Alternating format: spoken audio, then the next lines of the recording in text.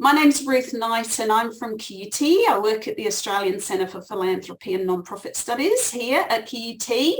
And Tea and Buns is just a chance to get people together to talk about topical issues. And we do this nearly every month. I try to do it every month, where we have a topic that we're interested in learning about or discussing as leaders, as practitioners, as teachers, whoever and wherever you're from. We are so pleased to have you along. But it is a community of practice, which means that we can ask somebody questions like John, who's going to join us today. I always try and have someone who we can sort of pick their brains and talk to them about. But it's also to get to know each other. So that's why I'm really pleased that you're introducing yourself in the chat. And we will have a chat as we go through today. I do want to begin by acknowledging the traditional owners of the lands that we're meeting on today, and we're coming from the Turrbal and Yagara people today in Brisbane. But you may be from all over the place, and I'd love to know where you're coming from. So please put in the chat where you're living and working on today, if you know your country, where you're from. So yes, I pay my respects to elders past, present, and emerging. John, thank you so much for being here. And I wanted to kind of just tell people why I contacted John last year and said, would you come and do a Tea and Buns with us? And it was at the end of last year, wasn't it, John? And I think I was feeling really tired at the end of last year. And I was myself feeling like, whoa, I'm so tired. It's been a big year. I felt everybody was telling me that they were tired. Everybody that I was, communicating with at that time of year were telling me that they felt, overworked and overwhelmed, and they just needed their holidays so much. And I said, yeah, we all just need that time to relax and re-energize ourselves. And that was when I was thinking a lot about this concept of compassion and empathy with each other and ourselves. And I reached out to John and said, John, we just need to talk about this more, how important compassion is in the workplace. And John very kindly said, yes, I'd love to come along and talk with you about it. And so that's why we're here. And that's why John is here to talk about it. Now, John, I know that for many years, you've been a psychologist, both a clinical psychologist and a corporate psychologist, working with teams and leaders and doing lots of other things as well, writing books and doing workshops and presentations. So it's a privilege to have you here today. Can you tell us a little bit about yourself and tell us a little bit about these photos? And who are you? Tell us a little bit about yourself. All right. Well, thank you for Ruth, thank you for the invitation to spend some time with you and QUT students and staff and probably possibly a little bit broader than that. I thought it was interesting. I've done, different talks in various contexts, but I've got to tell you, you were the first person who has ever asked, who is it that you are, and show me in a couple of photos. So I was happy enough to share some personal pics. I've never done that before. But in terms of who I am, I was an academic, a teacher, a psychologist, and about a year ago, I closed my clinical practice.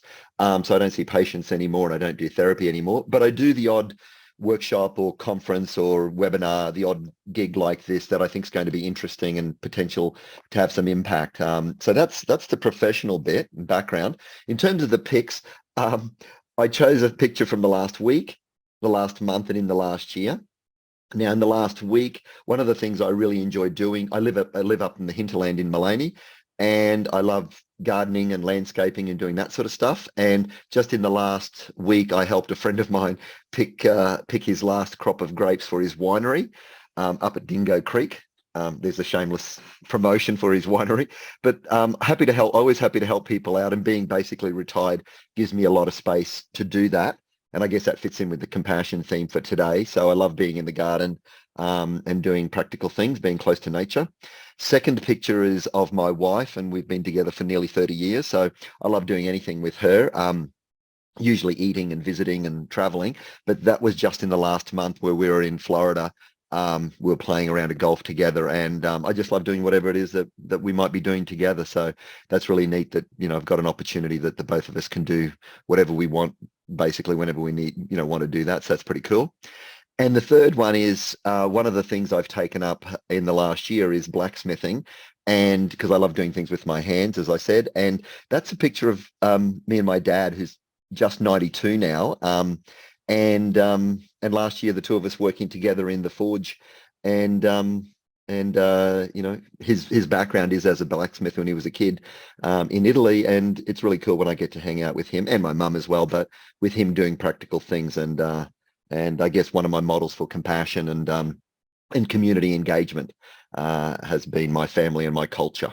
So hopefully that's not over-explained, but that's a little bit about who it is that I am as a person rather than as the professional and the academic side. Yeah, but no, I think it's lovely to get to know people on a different level sometimes. And we're going to be talking about that, the importance of relationships and really understanding where people come from and, yes, their values and their interests and their strengths. So thanks for sharing that, John. And I think what we're going to do is maybe kick off into a little bit of an activity just to get to know everybody online. Shall we do that? That'd be great. Because we are going to ask you all a question, and I want you to pop it in the chat if you can. And the first question is, what are the most important things people, and so you can think about yourself or you can think about people around you, can do for their health and well-being? I want you to just put it in the chat. What do you think? What are the most important things people can do for their health and well-being? John shared a couple of things that he does. But have a think about yourself or others, or maybe you don't do it all the time, but you know. All right, so Tash says exercise. Jocelyn says sleep and exercise, yes. Christina, yoga, walking. Oh, thick and fast. Good. Okay, me time. Speak to yourself as you would to others. Do activities that interest you. Get outside in the fresh air. Connections with friends. I like to say hi to strangers. I like that idea. That can be scary sometimes, but yeah, really great opportunity to do that. Cool. Wonderful support network. Laugh. Do you know, last year I went to my first laughing yoga and loved it. Loved it. If you've never been to laughing yoga, do it. Such a great thing to do. I think laughter is one of those things that we're taught when we're younger that it's, as we get older, that laughter is a bit frivolous or something that, silly people do or you do as a waste of time, or rather than it being actually a core, part of our humanity is to see the light side of life and, how great it is for our brain and our body when we're able to, think about things a little bit differently and think about the absurdity or silliness of things. So I think that's great. Great to see that. A couple of people spending time with children. Again, I think that sort of takes you out of, what you normally would maybe do as an adult and just reminds yourself to be creative and silly and have fun, doesn't it? Yeah, good. We've got so many great ideas there, but I've got a follow-up question. I like the spending time away from children. Is that what you were laughing at? Yeah, that's what I was laughing. Wonderful. Get a bit of balance there. And all right. So my follow-up question is, are these different to what you were doing more than 3 years ago? Is what you're doing, and I suppose now we are really talking about you, what are you doing now differently to what you were doing before the pandemic? Yeah, I guess people that, my thinking with that one was the last 3 years has provided a whole range of challenges around, particularly, I like to think of it as control and autonomy, that a lot of that stuff has changed in the last 3 years in these COVID times. And I'm just wondering, what the last 3 years has been, how it's been different relative to all the things that you mentioned. Have some of those things changed or have they stayed the same? Has there been a shift because of lockdowns and isolation and working at home too? So think about it in those ways. So for Sharon, no, not at all. For other people needing to prioritize things a little bit more. than if we can say pre-COVID time, even though that's not exactly accurate. But yeah, any I other think I've changes over the become last a couple of lot years? more self-aware of what I'm doing to self-care. In the early days of the pandemic, I went down sort of drinking a bit more alcohol than I'd ever done before, not doing the exercise. Then I went through, oh my goodness, pandemic's going on longer than a couple of weeks. I think I better actually make sure that I prioritize my health and well-being. And I've gone through ebbs and flows as the last few years have gone on. And I've started this year really intentional about my health and well-being, because I really feel like now, well, yeah, there's no more excuses now. I've got to get back to that place where I feel really healthy and I'm looking after my health. So for me, it's been a real roller coaster, I think. Okay, good. Yeah. So other people saying they're a little more conscious of their health. Working from home, yeah, that's been a big difference for a lot of people, hasn't it? Yeah. Yeah. Actually, if people are willing to, I didn't plan to do this, but if you're willing to put in the chat there, has the COVID the last 3 years, let's say, with the isolation, the shutdown, and things shifting with changing from home, who do you think? Little pop quiz. Who do you think suffered more, introverts or extroverts? I know it's a very clumsy question, but generally in terms of mental health, do you think it's been introverts or extroverts who have suffered more in this COVID time? The extroverts. I think there's consensus that it was the extroverts.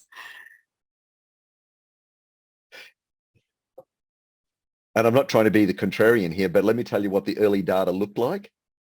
It was actually introverts who suffered more. Wow, why? Why was it introverts? We don't know why. My hunch is Justine, I think's nailed it. That it's too easy to just not be around people. I think that that introverts, when they had to turn up at work most days of the week, it was a forced or built-in getting out of the house, interacting with other people, and so they got some positive strokes in that space that if they could avoid it, they naturally would. I know I'm being excuse my clumsy sort of extreme language here.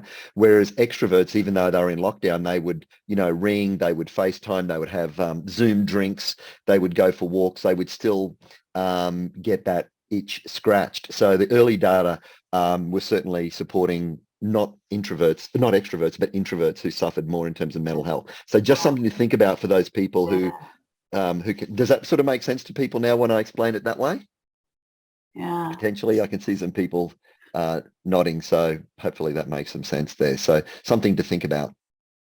Okay, cool. Great. Well, let's do this other exercise that you want to do, John, and actually just before lead us into why are we talking all about this? Like, what has this got to do with compassion and caring for ourselves? Can I just do one thing before we move on? Yeah. One thing that you all are going to get, and I don't think Ruth has shared it yet. There's a handout that she's kindly prepared, and in that handout, what it shows is, and many of you are academics or researchers, so you know what an effect size is, and I've put into this handout just a little bit of data, a little graphic that is very easy to make your way through. And the answer to question number one, the most potent thing that we can do to look after our health and our well-being and our life expectancy really as well, is really not as much about, managing some physical issues or, to the extent that we think that it is and that we get sold that it is. But the number one, after not smoking cigarettes, because we know that sounds the death knell for our well-being and our longevity. But the number one piece, as Sharon has just said, is that social engagement, is that social connectedness. And it's not just having friends, because we've all got, 500 Facebook friends and we all have, 20 friends on speed dial and whatever. It is the integration and the contribution. And I'll make that, be very clear about that, but it's about the contribution we make to other people's lives. And I know it's about reaching out to, it's about receiving support from others is something we talk about often, and that's important. But some of the data really look like it's the contribution we make to others, which is the really potent piece there. So it's about connecting with other people who are positive, and also that making that contribution. And as Jacqueline has has absolutely rightly identified is that loneliness kills as many people as cigarettes. And the way we'd say it is, it takes as much time off our life in terms of life expectancy as cigarettes does. And it's about something like about 10 years. We know that data pretty well. So, loneliness is the new depression. Yeah, and it doesn't matter where you depression. live. I mean, I used to live in London and used to feel very lonely, Yeah. a very populated place where lots going on. And even some of you live in Brisbane or, real urban areas where you would think, how can I be lonely or how can I not feel connected? And it doesn't really matter about that, does it? It's not about really where you live. It's about that, again, connection that you have with people and how you connect with others. Yeah, so we're great. all, John, going to move that up to the top of our self-care list is, yes, the physical exercise, no one's denying sleep and good eating and all of that is important. But really you're saying that it's important to be connected to people in a sincere and a meaningful way. Absolutely. I think it's what the Beatles said, it's love is all you need, and I know it sounds so trite and, sounds very hippie and whatever, but, all you need is love and, in its various forms, which means connectedness and contribution. So, yep. Look, the reason I'm not showing too many slides at all today, I think this is, one of about 2 or 3 slides. The thing I was mindful of, you're in a university context, and I thought, we think about ourselves as being so bright and educated and our IQ being, probably pretty much, around average or maybe even considerably above average, and just wondering how much impact that has in our lives. And we can speculate about that, and we can think about that. But what I wanted to show you what the data look like around emotional intelligence, our EQ. And if you can bear with me with this graph, if you think about all of those little circles, all of those dots being people, leaders in this case. And look, you and I are all leaders, whether we're member of a family, member of a team, we actually run, some department or school. We all lead in various ways, okay? All of the time, even though we might not think of ourselves that way. All of those dots represent leaders, right? And each leader, if you follow across the bottom, each of those leaders, you can peg where their emotional intelligence is, right? Their EQ or their EI. And so you can go along and you can pick one leader, and for the most part, all of the people that work with them, work for them, work together, that's for them, if I can explain this well enough. First of all, each circle is a leader. Second is their location is pegged on that horizontal of what level emotional intelligence they have, out of 100 here. And where it's located in the green, yellow, or red is where the majority of where the average of their employees sit in terms of engagement. All right. So if you pick a spot and you think, okay, that person is, John or Jane, and their emotional intelligence is 50. And if they're at the top, most of their staff are well engaged. But if they're the person who's down the bottom into the red, most of their staff are actively disengaged. Does that sort of make sense? It makes sense to me. Does it make sense to everybody? Yeah. Okay, cool.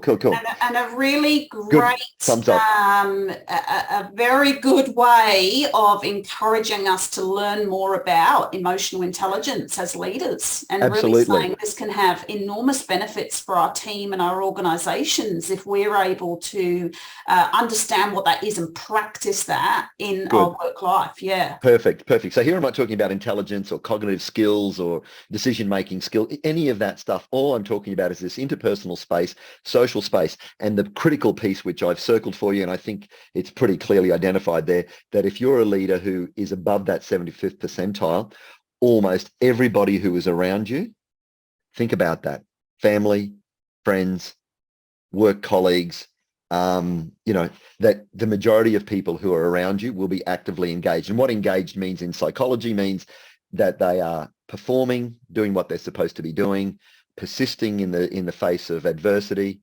perfecting what it is that they're doing, and praising, and singing yours and the organization's praises. So I'm not going to make this a leadership talk, but I mean, you all who are here are leaders in your own form, in your own space and in your own way and with your own style.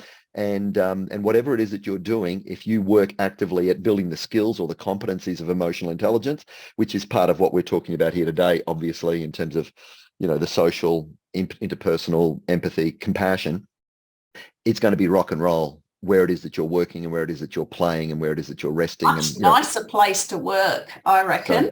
So, okay, so now, Mandra yeah. said, how do they measure that? But I think you're going to actually tell us a little bit about what is emotional intelligence, aren't you? And sort of some ways.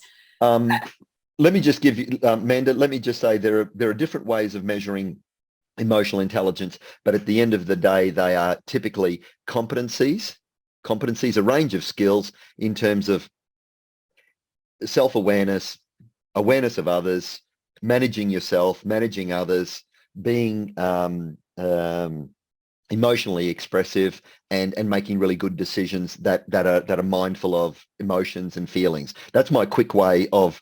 But if you're interested in emotional intelligence more broadly, or more specifically, I'm happy to later, if you want to send me an email, I'm happy to fill you in with some other reading or some other information. I'm happy to, if anybody wants that. But it's that whole interpersonal social competencies, and they're measured using tests and activities if they're done properly.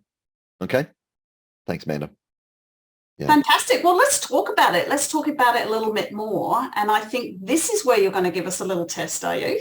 Well, it's a little activity. Measure it with us. Okay, so here it is now. Well, it's not emotional intelligence, but it is a little test, a little point that I want to make. In a moment, Ruth is going to put up a picture. She's not going to do it just yet, but in a moment, she's going to put up a picture. And there's a lot of stuff happening in that picture. But what I want you to do is, and she's only going to give you 10 seconds.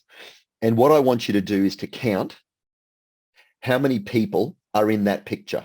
That's all I want you to do. So get ready on your keyboard, and in the chat, I just want you to put a number. That's all you need to do. And she's going to show you for 10 seconds. I want you to count how many people are in the picture, and then she's going to take the picture off. So when she's taking the picture off, then just quickly slam down in the chat how many people you see. Okay, so we're going to count, and then as soon as I take the picture off, then you can put in the number. Is that right? Okay. That's it. Go. All right. So everybody going to watch, and then I'm going to just do 10 seconds. Okay, let's go. Go.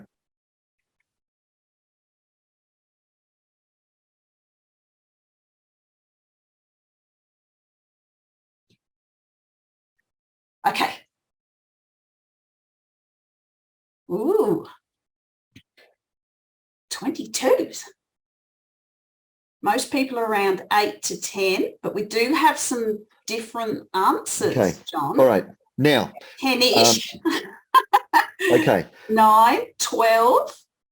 Okay. Let's forget about all of that. What I want you to do now is this. I want you to tell me how many cups were on the small coffee table. Go. Well, we've got some answers. Was it 2? Oh. Was there a small coffee table? Sharon's really challenging it. Ask me how many dogs. Danielle's looking at dogs. Okay. So what? So I bet you thought, oh, this guy's a psychologist. He's going to be very nice. And he's going to be kind to us. Okay. So I'm pretty brutal, right? At the end of the day, why am I showing you this picture? Anybody anybody has an idea about why it is that I switched it from one thing to another? Why did I do this activity? I didn't do it just to use up, 30 seconds of your time. What's your theory? What it represents is you will focus on something to the exclusion of others. I mean, your vision, most of you, I'm sure your vision is quite good and you can take in a whole lot of data if need be, but you don't do that. You're thinking with your brain, not with your eyes. And what your brain said there is, John's requested me to do the people, so I'll do the people as best I can. But there's a whole lot of other stuff happening in our environment. There's a whole lot of other stuff you're exposed to, but you didn't attend to it. Certainly 1 or 2 people attended to it, or maybe they had a guess. I'm not sure. By the way, there was a small coffee table and there were cups on it. But the thing is, there's so much stuff going on. And when we turn up at work, or we turn up to relationships, or we turn up to the community, we turn up with our brain switched on of, I must be productive, or I must be doing certain things that will enable me to get a promotion or to meet a deadline, or I am doing this because I've got an angle, or I don't damn care about anything, so I'm putting the blinkers on. So when we turn up in life, we've got this inattentional blindness. So because we're not looking at this other stuff, we are, in this case, literally blind to it, but in other ways, just oblivious to it or not attending to it. So why do I do this activity? Because if we're talking about compassion, if we're talking about empathy, then you need to be switched on. And as Manda said, we need to be present. And if what you want to do is, if, during the course of this hour or because of other things that you're doing, you actually sell this idea to yourself, and you can actually see that there's a reason to be switched on to looking for the cups rather than just being seduced by the people. But if there is this idea that every day when I'm getting dressed and I'm getting in the car or I'm jumping on the bus, I want to be attentive to compassion. I want to be attentive to developing my competencies around emotional intelligence. Well, then you need to be switched on. You need to actually say, I want to be one of those guys or gals who really has a sensitivity to the nuance of people's suffering. I want to be attentive to contribution I can make to my team. I want to be interested in people, and so that's sort of like, before you leave the house, it's cups today, or it's relationships today, not just damn work or just damn productivity or just damn deadlines. It's about the stuff which really makes a difference in our health and well-being, which is relationships and social integration. That thing which is has as much impact on our lives as not smoking cigarettes, the inverse. Hopefully that sort of makes sense. Yeah, and John, is there a place, is it right to say that we can also be compassionate about ourselves when we do miss things? Like, I know that in times of my life, I can think straight off a few examples of times when I've actually missed really important things that are going on in people's lives, or I've just missed something that's happened and I've beaten myself up about it because I should have noticed that, or I should have asked somebody about that. I mean, is there a place to say that sometimes we should be compassionate, or just say, I'm sorry, I really didn't notice or know that?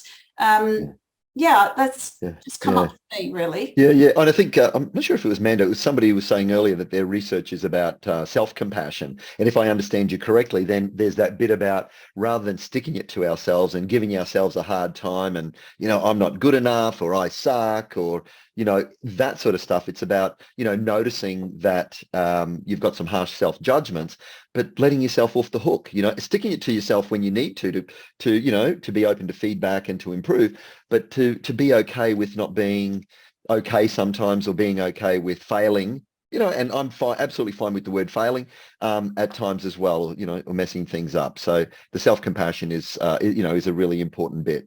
So. Yeah, and Sharon has said about being vulnerable. So sometimes, we're not aware of everything that's going on, or we miss, cues or clues that people give us. Mm-hmm. And if we miss that because we're really working on a deadline, or we have, we're getting distracted, we've really got to be able to say, I'm so sorry, I missed that. Can can we make time to have a chat about that again? Yeah. Okay. So these are my questions on the slide now. Really is just what I want to just step through with you, John, and people may have some other questions as well, but these were the really important ones I wanted to ask you. And we've already started to talk about the benefits of this sense of compassion and engagement with people. But are there any other real good benefits that you could say, look, folks, if you're going back after this chat and you're going to try and sort of, sell the idea of compassion to your workplace, what are some of those benefits that people should be aware of? Okay, cool. Well, I guess you've probably worked out already, or you've already assumed, that, when we're talking about compassion, it's about the action that we take to help other people. It's about being kind and generous and giving hospitality and, tolerating, respecting other people. I think what that area of compassion looks like. It's about, having an awareness of others, which is the empathy, having an awareness of what people might be thinking, or particularly how they're feeling or what they're doing. It's keeping your finger on the pulse of other people and them getting it, that we get them. Because sometimes we can, in our own head, and, anybody who's been in any relationship, and I'm sure you all have in various relationships, it's like you get the other person, but do you actually communicate to them in a way that they get it, that you get it? right? So that's the really critical piece, because sometimes, I get it, but we're not doing or saying things that show that. So, compassion is typically predicated on, some reasonable empathy. In terms of, what are the benefits of compassion? Well, if we are caring for one another, and, if we have sold it to ourselves that we want to care and give greater hospitality, it means that other people's experience of you, of relationships and of the world, is one which is, my boss or my partner is safe and can be trusted. And so then I can open up, and somebody mentioned earlier about the vulnerability and the trust. And we're not doing it in a manipulative way. I want you to trust me so that I can screw you over. When we're compassionate to others, it is intentional, and intentional is different to manipulation. Manipulation is you're doing something for your own benefit, right? And that's the worst of the salesman sort of stereotype. But the intentionality is I'm doing it for you, me, the greater good. Because it makes the world go around in a more meaningful, happy, healthy way. So the benefits of compassion in the workplace is that people are in better shape. Their hormonal systems are down-regulated. They're laughing, doing more meaningful, values-based stuff. And so they are more productive. You don't do it so that people are more productive. You're doing it because it's the right thing to do. They happen to be, healthier and happier and potentially more productive because, there's more ideas, there's more synergies, how's that for a word from the 80s? There are more synergistic sorts of possibilities there, when we are more connected. This is not a soft idea. People think that, compassion is like soft and mushy, like, and it just doesn't make any, that's why I showed that slide before. It damn makes a difference. And that slide, for what it's worth, comes from a major economic study, an international, study on, return on investment and, shareholder return and productivity in industry, blah, blah, blah, and I'm sure many of you will know that sort of data. It's because, what are the benefits? It makes a damn difference to fairly significant extent. Yeah. What I also think a lot about, and I think there's been more talk about it in the last few years, is that concept of being able to talk to failure, whatever failure is, or it might be just things not going to plan.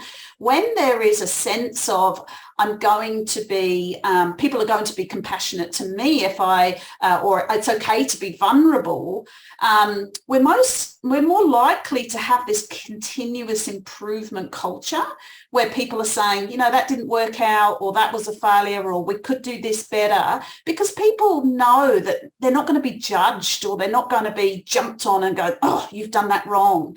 So is that true? Is there a place for, is there a link between compassion and being open to continuous improvement and feedback? Yeah. Well, it's a huge area right there. I'm just hesitating.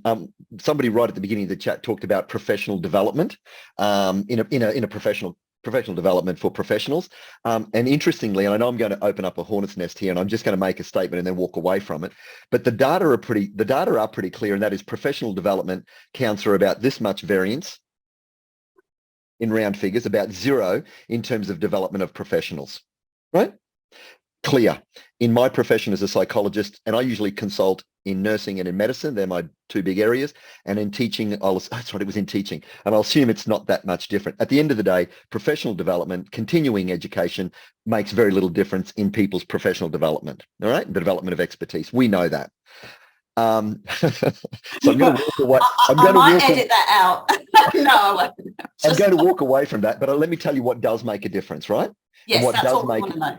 And what does make a difference is that people in either relationships or at work get regular feedback on how they are doing. Yes. And what they suck at, by either data, their own reflections, or by clients or customers, or by other people who are watching. Wherever it is you collect data, and I'm sure you all probably call it 360, but if you collect data regularly, very close up to what people are doing, then people can develop an individual plan in terms of if they want to develop excellence. Look, and at the end of the day, most people don't. Most people are within the average range, and they're happy to stay there, right? 60-70% are happy to stay, one standard deviation either side of the mean. That's where most people, but the people who want to move 1 or 2 standard deviations beyond, what they do is they set up some plans, whether that is developing more expertise in statistics, more expertise in, whatever it is that their craft is, or more expertise in emotional intelligence and being a compassionate leader. You want to be a compassionate leader. It's a range of competencies. And I like the idea that Ruth has put in there in terms of curiosity, because it's about our curiosity in how people are going, our curiosity in ourselves, and developing other people's curiosity in how they are doing. And in a university, you'd probably call it growth mindset as well. But it's about, I want to grow and develop and be more and different every day. Even though I believe everybody, the way they are is absolutely just damn good enough. But if you do want to move, or you do want to maintain where it is that you are, well, then, you need to be, that curiosity needs to be developed, and you need a process there. And and some of the stuff I've provided, which you'll get later, whether it's about journaling or checking in at meetings, are two ideas that I've given a little bit of detail to. So I'm actually going to put that handout now out there, yeah, because I was going to put that up. Yeah. And so sorry, everybody, I'm just putting a handout in the chat for you. You should be able to just click on it and download it, just because, John will refer to a couple of things in there now.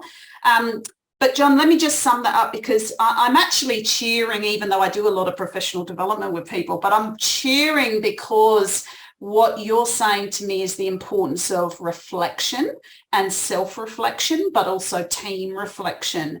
And critical. I go on about that all the time. My students know that, because I'm always talking to them about the importance of reflection. Yeah, it's where it starts. It absolutely where it starts. And if I can just, I know that, sorry if I'm talking a little bit too much, but just a couple of quick responses. Manda, don't quit your PhD just now. The question becomes not, do I do it or not do it? I know you're only teasing, which is fine. It's not whether I do it or don't do it. It's what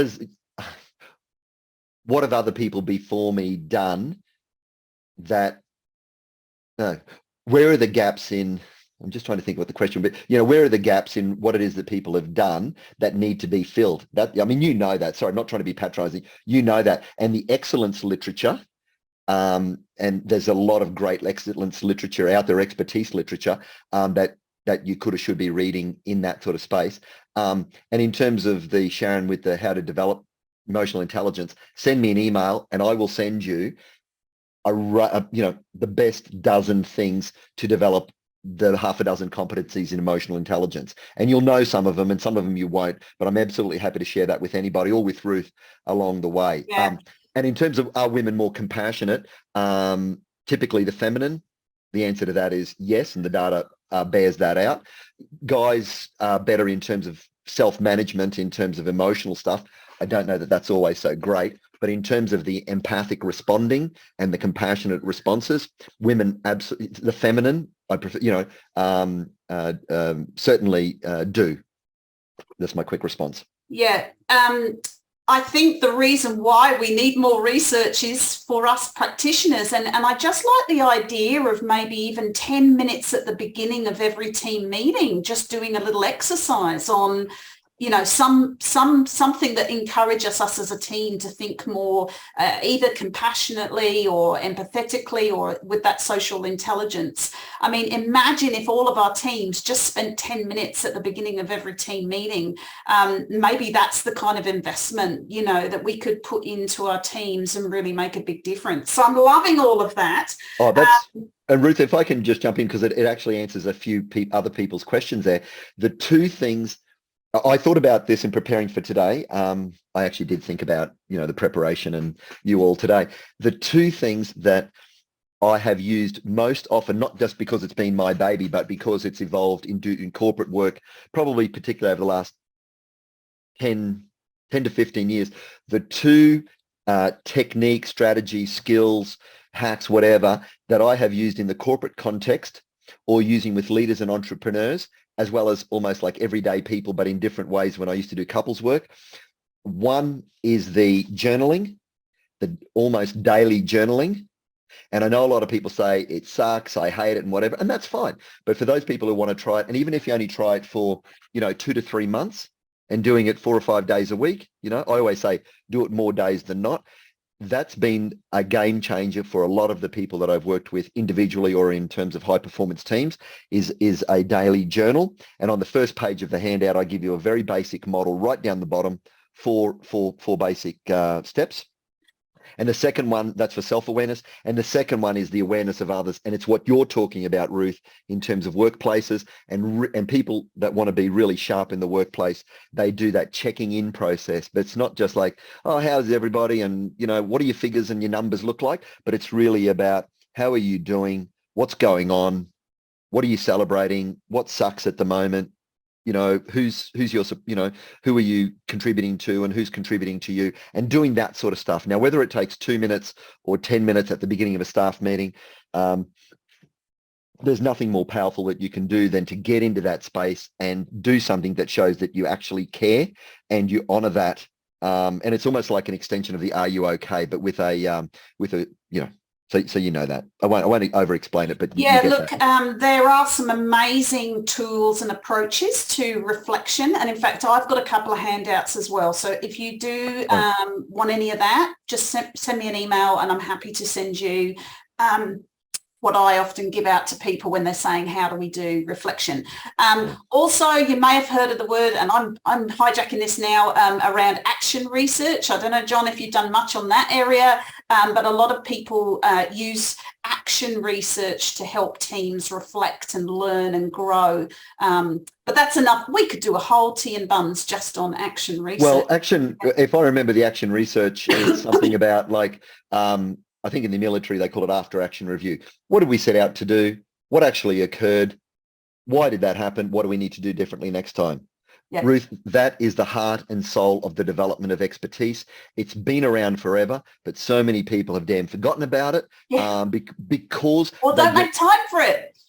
Because what they do is they get seduced by the people and they don't know that the cups are the important piece. That's the thing. It's on the way to work. It's like, where am I going to get my coffee? Who am I going to hang out with? Who do I need to blah, blah, blah, rather than I'm turning up today and I'm working on one new thing that I know that I suck at, and I'm not going to stop going after that one damn thing until I've got it into that zone that I know that it's sharp and it's sensitive and it works. And if it takes you a day, fine. If it takes you a month, that's okay too. And then when you've ticked that off as another competency or as another, whatever it might be, another area of expertise, then you line up and you do the second thing, and then you do the third, and you just keep chipping away. And that's what people need to learn, rather than professional development, this omnibus sort of spray of stuff. It's about how to be engaged in that learning loop. So whatever you call it nowadays, that's where the action's happening. John, I really want to get to this question about what do we do if people around us are not compassionate? And we know we're sold on this idea that empathy and compassion and curiosity is so important, but we've realised that we're in a workplace where others do not do that. Yep. What do we do? How do we handle that? You can't go around telling people to be more compassionate. That doesn't work. So how do we handle when we're in a culture that hasn't embraced this yet? What do we do? Yep. Okay. Let's go one step behind first. And that is, again, this is my psych brain. I always think about why is it, and what's behind and what's on it. So why is it that people are not compassionate? And, again, you can start to think about that, and you'll have some theories, and many of those will be right on the money. Some people will not be compassionate because they have a low emotional intelligence. That is, they've never built the skills. Some are wonderfully, intuitively, emotionally intelligent. Some people have the low emotional intelligence. Some people are burnt out and stressed, kids, work, money, time poor. They might, mental health issues. Depression and anxiety, they might not be in the clinical range. It might be, but it might be subclinical. And also poor, what we call attachment history. family of origin. I know it always comes back to your mother or your parenting, the parenting, but it's like, some people have some attachment history, issues. So if we understand first, that's why some people are not compassionate, then we can have greater empathy. Okay? We're all on this journey, and they are struggling with some stuff that we don't know. They've got the iceberg, up the top they look shiny, happy people. Down below, you don't know what's bubbling away. So I think that's the first thing, that we've got to have, empathy around their lack of compassion. Now, what do we do if they're not compassionate to us? Well, it's sort of like, it's almost like the being agile. You think big, but you start small. And starting small means just planting seeds. How do you just, here's the cliche, it didn't take long, be the change that you want, and that is just start planting those seeds. How do you give people small positive strokes that appropriately, that for the person or the culture or the context? So how do you do that? Those small, hi, nice to see you. How you doing? Thanks very much for that. Oh, I noticed that, and just start doing those positive strokes along the way. So you're actually, we call it social contagion or emotional contagion. So if you start doing that, mind you, we're very aware of contagion in these last few years, but it's emotional contagion. So if you start doing that stuff, then sometimes that there can be a transactional piece where there's a reciprocity. You're giving a little bit, and sometimes you get a little bit back. And you know what, Ruth? Sometimes you just need to be more explicit about it. And what we're talking about today. And you're putting that up front. So if you're doing professional development, you show some of the you show some of the definitions, some of the data around what we're talking about, and you say, what? Just as it's important for us to have these collaborations for these reasons further down the track, it's important to do this on the micro or the meso level, for these reasons further down the track. We're doing it not because we just want to, love one another a little bit more in some sort of amorphous way. It's because it's the right thing to do if you're doing values. It's the right thing to do. And here are the things, the way that we do it in the QUT way, or in this school way, or in this family way. And sometimes you need to have explicit, courageous conversations. And sometimes people need to be, and you do it with your family members, and sometimes you do it with your staff or with your colleagues. You come and you say, hey, listen, buddy, when you said blah, blah, blah the other day, that was, I found that as disrespectful. I don't know what's going on, but there's a lot at stake here. Let's talk about it. I care for you. I want us to be a really, really top family. I just want our school to be great. And with you throwing those grenades, that's really problematic for these reasons. People don't feel safe. Work's going down the tube. Let's have a yarn about it. So, but it's up to you. You've got to see how much fuel you got in the tank, and emotionally and cognitively. Sometimes we'll blow people off. We'll say, you know what, that's damn too hard, and that might be fine. But if you don't make a start, you don't know, how far you're going to get. I think that is really challenging when you're in a culture where you feel like I'm not making a difference. If I'm planting that, you feel like, oh, I've got to go, and you've got to plant those seeds, which doesn't have any fruit for a while. And in a big organization, or an organization that's quite spread out, I know some of you are very, your teams are very geographically spread, or you don't come together regularly in person. Those are times when you feel like, oh, is my role modeling making any difference? So you've just got to be persistent, I think. And then, as you say, know when it's right to be explicit about it. I talk about culture all the time, and being intentional about the culture that we're trying to create. And sometimes you have to say, what type of culture do we want around here? Do we want a culture that doesn't care about people, or do we want a culture that cares about people? And it's when those conversations, people usually agree and say, yeah, we do really want a culture that respects and cares about people. Mm-hmm. Yeah, right. Yeah. And you're right. But we're running out of time, John.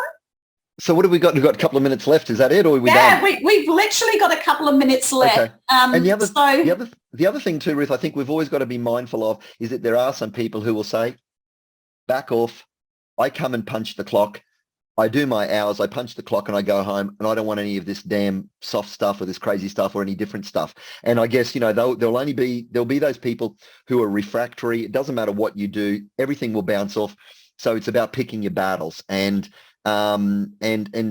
and sometimes you're never going to know who those people are, but it's like, and the other thing too, if you're going to do some of this work, it's not like we want things to be quick. It's like fast food, if there's a hunger, it's like we just want this thing to satisfy and we think that it'll be good for the lot. If you really want to work in this space, whether it's EQ, compassion, whatever you call it, and they're all subsets of one another, and it requires quantity time. It requires quantity time. It's not one quality conversation or quality whatever. Quality time was the greatest crock the 80s sold us. We want good relationships. We want rock and roll. We want expertise. It requires quantity time, a few goals, collaborations, and good systems, because the majority of what we do automatically. Majority of what we do automatically, a la the picture we saw. And we will miss stuff all of the time. So we need to have collaborations to make sure we don't miss stuff.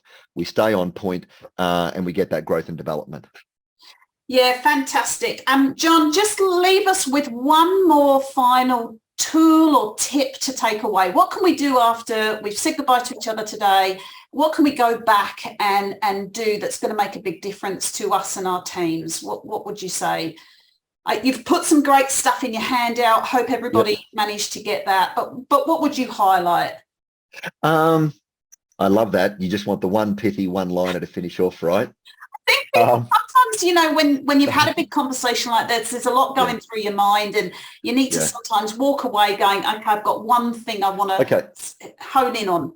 Yep, I think you actually nailed it in the third question there. Why is curiosity important? I think the one thing, and it's a sort of a double whammy, I think the one thing that I would suggest really strongly is that your CUPS ideas is that each day setting up with an intention of being curious and to connect with people, and that it's about doing the rounds, however you do that, and seeing people. And it's, and it's not as glib as are you okay is fabulous, but it's your own style of are you okay? How are you doing? Can I get you a coffee? I saw this thing the other day. Hey, can I sit down? When's a good time to do that? What do you need from me? It's that curiosity, quantity time, great relationships, and off you go. Yeah, love it. Please put a 1 in the chat if you reckon you could go off after today and be a bit more curious about people and start building better relationships with people.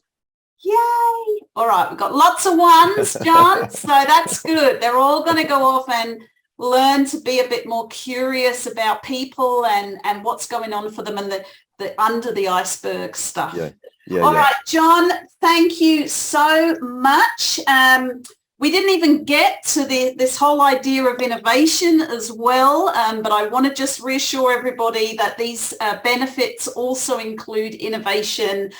So please reach out if you want to know anything more about the link between great relationships and innovation. But also people can go to johnbarletta.com. You've got a website, and this wellbeing workbook is freely available to download. John has put that up there. I've downloaded it myself. It's got some great tips and tools and strategies. You can also get The Home Therapist, which is a great book. It's in the QT library, although I have it at the moment because I'm looking at it, but you can have it after me. But get yourself that book if you want some really great snippets about different things of how to approaches that you can take in your life. But thanks, John, for making this wellbeing workbook freely available to people. So that's fantastic. Thank you. My absolute pleasure. Yeah, and that's Tea and Buns for today, but we've got a great Tea and Buns coming up in March, so I'll let you know all details about that. Thank you to everybody who came along today and being part of this great conference. I'm fired up. I really am. I really think that we could do so much better in this whole area of compassion and engagement and looking after each other better to get better outcomes for ourselves and others. So thank you, John. Thanks, everybody. Have a fantastic week. Love is all you need. Go away and be more curious about how you can love on people. There's a great book called The Languages of Appreciation, which is about how you can appreciate people in the workplace. That's another Tea and Buns as well. All right. See you, folks. Great. Have Thanks a great again. Day. Stay well. Be happy. Take care. Bye.